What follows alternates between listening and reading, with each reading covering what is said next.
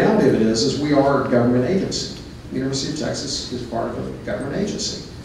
And there is, and people can dispute that and say it's not true, but I've talked to people that say it is. There is a climate of fear within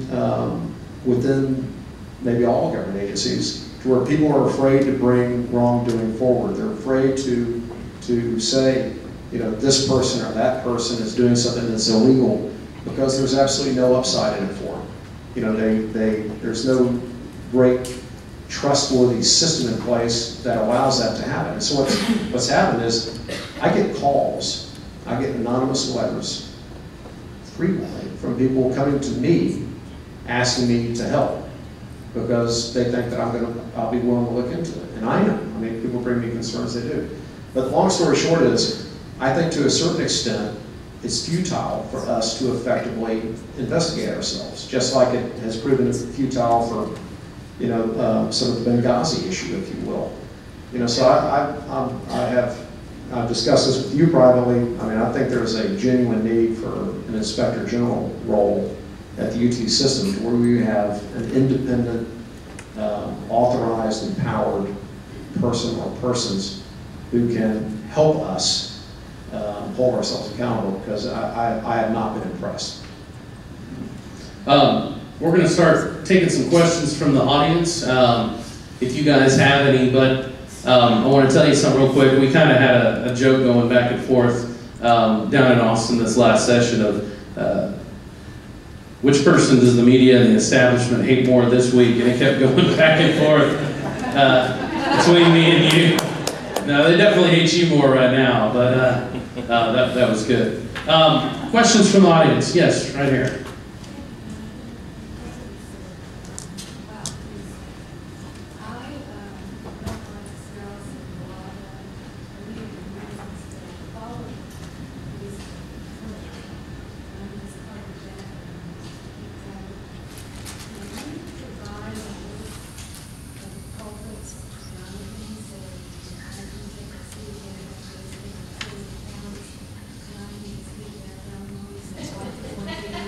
So the question is, can you tell us who the bad guys are so we can attack them on social media?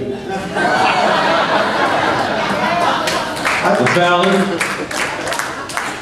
I think Jonathan knows who they are. I'll tell you. I think you can tell. In fact, there's a gentleman that will help us take care of this problem. If you haven't met Bo French back here, can you stand up, Bo? There's a guy that you need to know if you don't know him right now.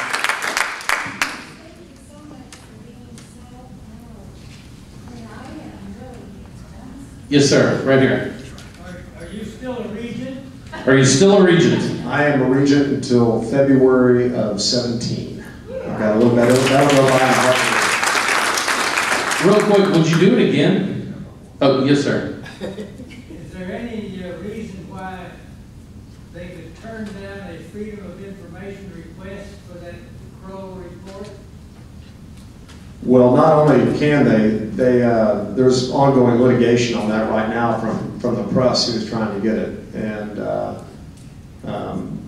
and I will tell you this too, from a legislative standpoint, there have been a number of us who have asked to see different areas of it, and the amount of, some of it has been disclosed to a certain senator who's looked at it a lot, but I will tell you, they are making people sign all kinds of confidentiality agreements, and you will never speak of this, you will never do anything off of it. So there's been a lot of legal games back and forth, even with members of the legislature that are supposed to have special privileges on state agencies that have still not felt like. There's many of us who feel like we still haven't gotten everything we need. All right, final question.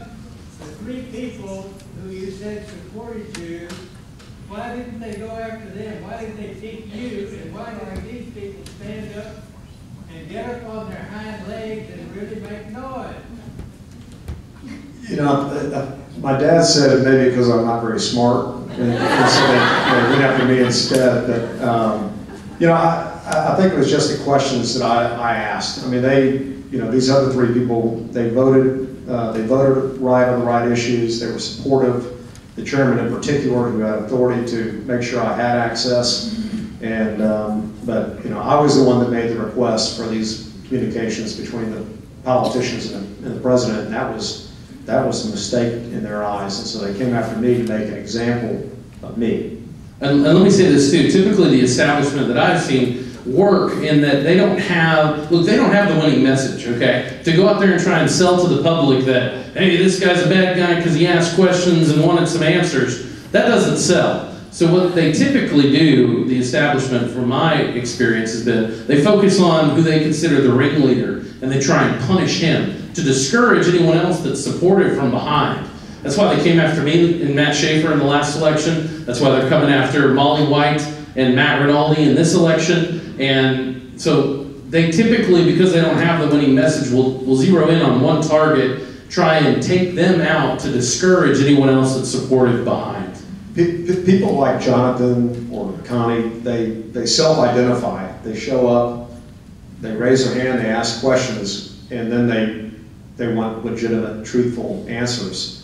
And that's the self-identification. And then the crowd who moves with the establishment will move away from them. And then there's a process. I mean, it's just like a playbook. Then they go after them, they attack them, they tear them down, ridicule them. And so that's how it works.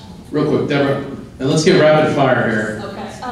First, thank you for your service. Governor Perry appointed me to State Bar Board of Directors. So I have a healthy respect for attorneys, even though I'm not one. But one thing I noticed from this event tonight is Jonathan, yourself, Connie, we have Tony Tinderholt. None of them are attorneys. We are seeing our politicians that are attorneys going after people to destroy them.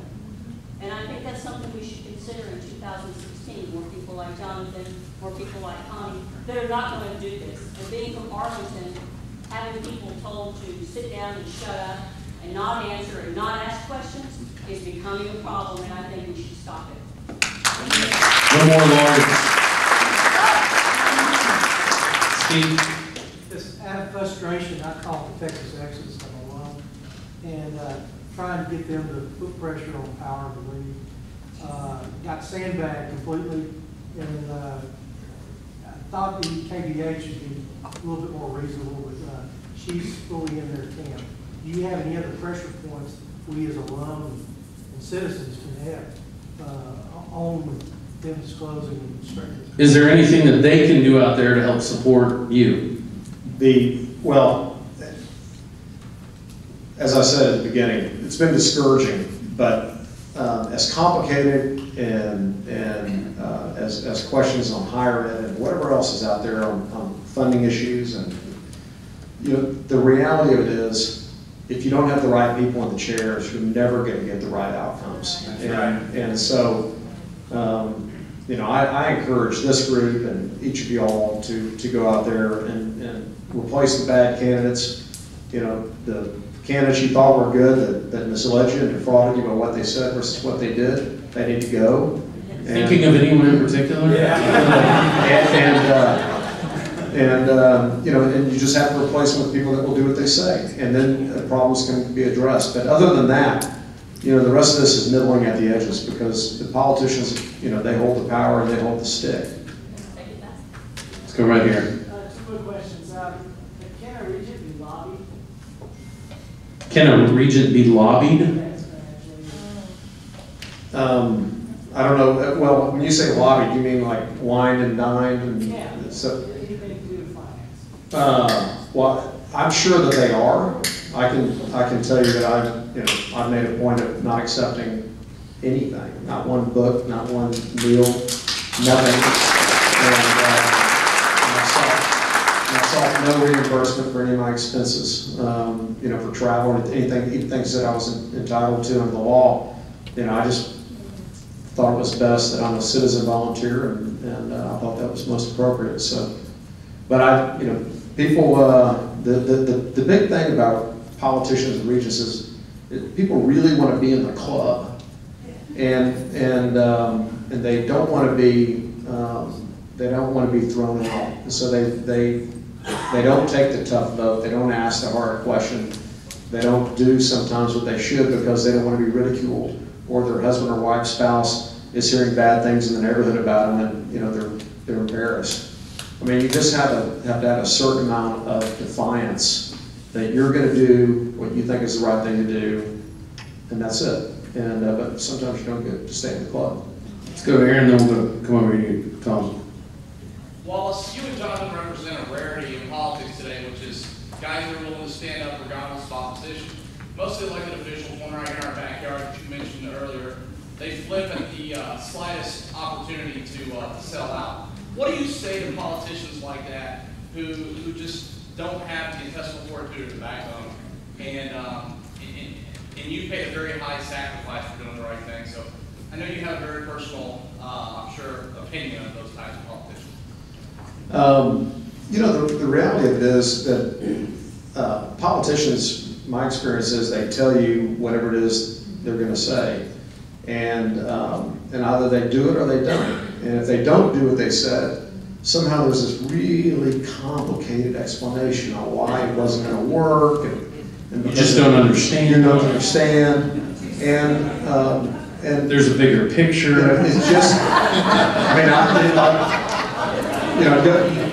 Connie Burton. I went and met with her during the last session, and I was like in awe. She was just tough and you know, sticking to her values and what she said. And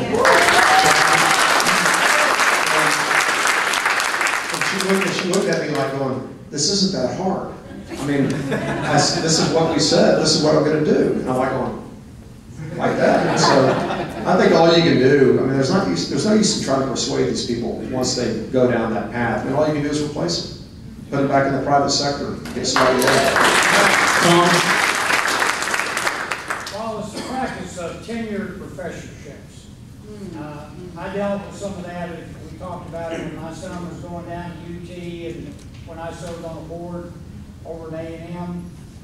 Is that anything the Regents can alter, or does that have to take a legislative decision? These left-wing professors are buried in, and they're there, and how can we alter some of that where they're not protected on a lifetime job? How can we protect the state from liberal professors that are there forever? So, on the issue of tenure, it is definitely a board issue. I mean, that's underneath our purview, and we can make changes as we see fit. What I did not understand when I came on the board is that tenure in Texas is a property right. It's a property right. And while we're a at-will work state, I mean, if Jonathan is a tenured professor and he does something horrible, I mean, it's still tough to get his tenure back. I mean, it's brutal. And it's a process that was set up years ago, and boards have allowed it to continue. You know, that's a deep pit trying to get in there. I don't think it makes sense to try to get rid of it, but I am in favor of alternate plans. I mean, there are great professors that we want to have stay at Texas, come to Texas, and do their research and teach our students. And they don't necessarily, I don't think, want tenure, the golden handcuffs that limit them. And at MD Anderson, which is one of our institutions, you know, our tenure, I want to say it's 7 years. So it's really like a contract. You know, we're going to get a great young professor, and we're going to have him under contract for 7 years during his prime, or her prime. And then at the end of it, if they have done great, you know, they're a free agent. You know, they're available to the free market to go after. If we want to get them, we'll have to pay more. Maybe we don't want them. Maybe they go on. But, you know, there's other ways to do it. But have we ever talked about it on our board? No. Right here. Sir. Wallace, I don't want to lead the conversation without your characterization of the media's role in your whole situation. And the truth is that people are informed to some degree by good politicians and their own efforts. But if the media is fundamentally making the water muddy and making it impossible for the average and normal person to have a clear understanding. Let me translate. A guy shoots a line and everyone freaks out. You uncover a scandal and no one talks about it. So in truth, it's a great question. And I got to say, the thing that was most frightening to me, truly, was the fact that once all this started going, and there's information available, and people are talking about it, that the press was just missing in action. They are, not all of them. Some of them were good, but the majority of them were lazy.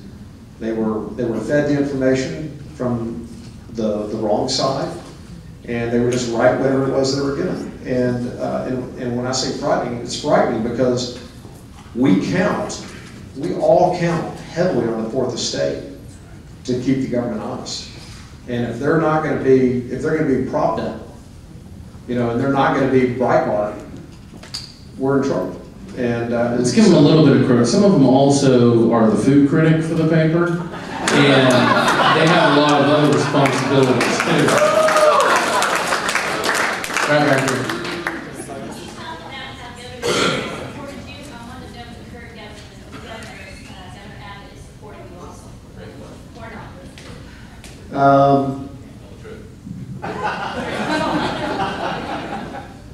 I can't. I'm going to leave the stage now. I don't know if Governor Abbott is supporting us. You haven't heard from him. No. No, and nor have I. No. That's your answer right there. So isn't that, the follow-up, isn't that one way that we could help a little bit? I mean, could we not be sending messages to our current governor and say, hey, what are you doing? Governor Perry did this. Why aren't you speaking out in favor of protecting somebody that's doing the best they can for Texas? Would that not make sense? I think anytime you want to hold any of your elected officials accountable or tell them what you want to do, I think it's an appropriate time to do so. Always. Yes, sir. I'm curious about the personal cost that it took on you. Did it affect your business or did it affect your personal life when you were doing all this? Yes. I have it's kind of funny. It's really immaterial to me, but it's just a sign of how far they will go. I have what's called a wetland. One of my businesses is something called a wetland mitigation bank, where I create wetlands. And for anybody that has to destroy wetlands as part of the U.S. Army Corps contract. And I've had this business for, I don't know, almost 15 years. And when the politicians came after me, they had people trolling in my neighborhood, looking for dirt on me, looking for dirt on my business, going through any lawsuit I've ever been through, looking for information. And in the last session, in the budget bill that was passed, I forgot where it is in the bill, but buried deep in the bill are a few lines there to where if any state agency wants to purchase mitigation credits, like my bank, if you will, this business I have, they have to come through the legislative budget board. And if they don't approve it, then it doesn't happen. And it was immaterial to me financially one way or the other, but it's just a sign of the punitive nature of some of these people in power. And but my friends are still my friends, and those that might have been near the rim, self-declared, and that's okay. But my family's been very supportive and loving and strong, and as long as they're okay, I'm okay. So it's been okay. We got time for one more question. Yes, sir. Can you be reappointed? Can you be reappointed? I could be reappointed, but the odds of that are probably so infinitesimally small as to not consider it. It's up to the governor. Well, that's it. Let's give this guy a round of applause.